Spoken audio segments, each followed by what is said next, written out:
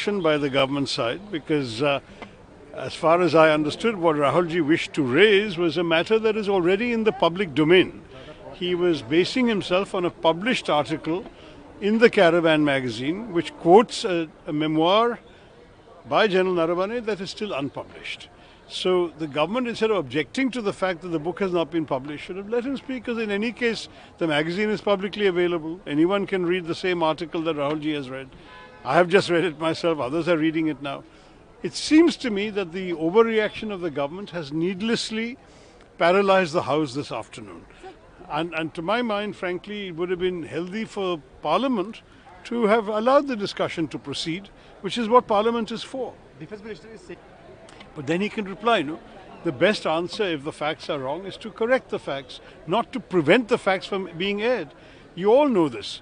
If you say something wrong about me, and my entire effort is to stop you from saying it, you will get more publicity, more attention.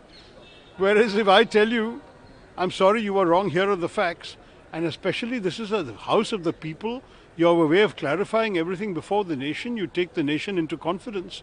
Isn't that the right way to proceed? The government is also totally insult of soldiers, insult of all our forces. I don't think that was his intention. He never got a chance to lay out his concerns. The article does not blame the forces or the soldiers at all. The issue is about some of the decisions that were taken or not taken by the central government. And that clearly is what Rahulji intended to raise. But you know, he's explaining himself. I don't need to explain him. He's talking to the media now, so we'll see what you all report. All I can say is I think the government need not have overreacted. Sir, you said that whatever Congress did during Mr. Nehru's time, will they bring back the land? Will they answer? The most important thing on this issue is that what the Congress did during the Nehruji's time was to conduct debates in Parliament. Every single day that the China War of 1962 was going on in November, there was a debate in Parliament where there was no whip. Even the government MPs were able to criticize the government and criticize Prime Minister Nehru. You remember that famous line when a Congress MP stood up, pointed at his bald head and said, "There is not a blade of hair growing on my head," just as Nehruji had said, "There is no blade of grass growing in Aksai Chin." He said, "Will you give this to China also?" I mean, this was the kind of debate that went on.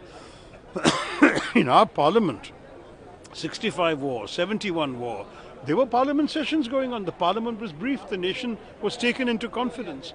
Why do we have a government that is afraid of discussion? It's really a pity. I think the government should not have reacted this way. They should have encouraged the discussion, clear the air, clarify things. The entire issue on China is a matter of great concern to the entire nation. Have a full discussion on China. Foreign Affairs Minister, Defense Minister, let them all speak and let the people know what's going on. Don't have a situation where everything is being brushed under the carpet. That is not healthy for our democracy. It is not healthy for the functioning of Parliament. Thank you.